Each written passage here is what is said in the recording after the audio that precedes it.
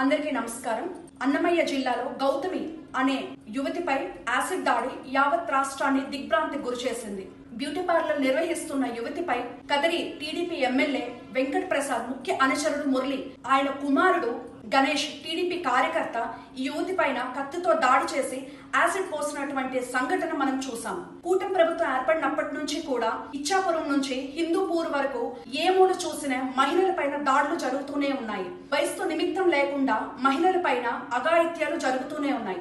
అంటే కూటమి ప్రభుత్వంలో మహిళలకు రక్షణ లేదు అన్న విషయం మనకి స్పష్టమవుతోంది. ఈ ఒక్క సంఘటనతో రాష్ట్రంలో శాంతి భద్రతలు ఎంతగా క్షీణించాయో మనం అర్థం చేసుకోగలం.